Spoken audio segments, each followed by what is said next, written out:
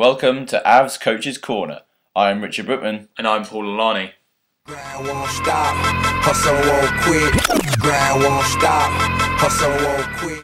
Hey everyone, Paul and I were looking through the training video from the other night and spotted a few points we can make about defensive zone pickups and decision making in the neutral zone.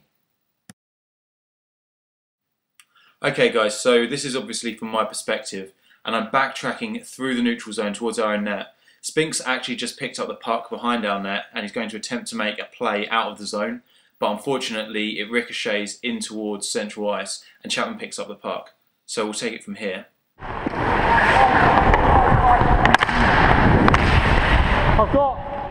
Okay, so Chapman's just shot the puck wide. So the first point to make is that I've shouted "I've got" just to communicate that I'm the one chasing the puck in. And then you'll now see, after this clip, a quick glance over both shoulders to check that I've got time to make a play on the puck.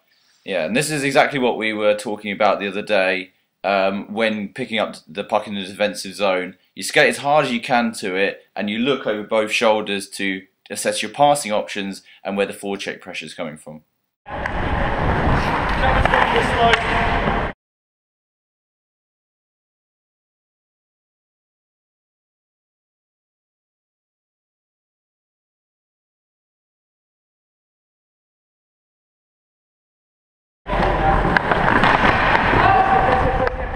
So we've just had Paul pick it up in the corner and begin to skate it out of the zone. He's been picked up defensively by me and it's time to make a decision. As I'm bringing it down the wing, I've spotted Adelise, who is the forward who's furthest down ice. And so that's now become my primary focus. But as we'll see, there are other options available. Yeah, the first option available to Paul here is using his skating and his speed to cut inside and carry the puck out of the zone himself. Now this is definitely a higher risk play for him to make, but providing he's correctly assessed where the forecheck pressure is coming from, which in this case, if it's not coming from a centre ice position and he's looked and he's seen that ice is available, then that is definitely an option available to him. So as we can see here, Brookman's the only defensive pressure we can see. And actually that inside cut, there's absolutely no way he'd be able to stay with me because he can't move laterally anywhere near as quickly as I would if I took that diagonal option. Yeah, that's exactly right. It's very hard to move laterally on skate, so you can always exploit this when carrying the puck in a one-on-one situation with a defender. Also, gaining centre ice with the puck is very advantageous from a forwards, from an offensive perspective, because it can make you more dynamic because you have more options, and by having more options, it makes you harder to cover from a defensive perspective. So the other option is to pass the puck. I can either pass it directly to Adelise or I can bank it off the board, but ultimately it's going to be difficult for her to capture the puck.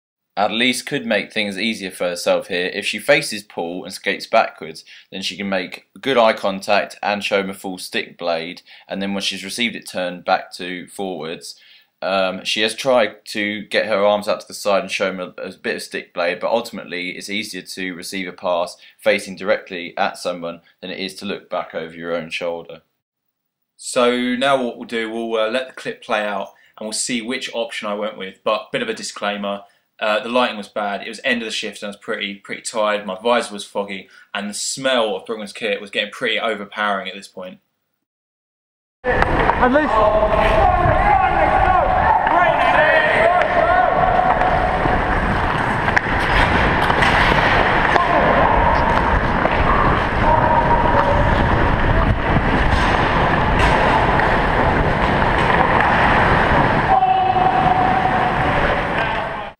So in conclusion, there was probably a few more options available to Paul than he first thought, and we generally could have been a bit smarter with how we moved the puck in this instance.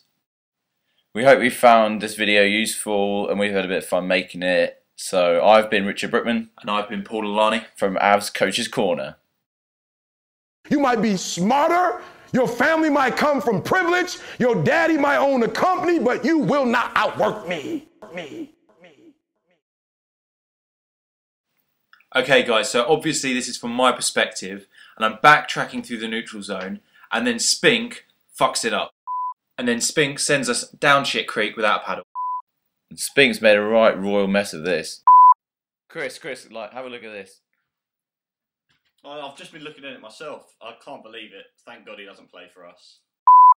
Have you seen his fantasy league hockey name as well? Mavs over abs. What a fucking joker. He wears glasses on the ice, but clearly they're not working. Yeah, I've seen him wearing prescription goggles to play basketball as well. Well, he better stick to the basketball then, shouldn't he?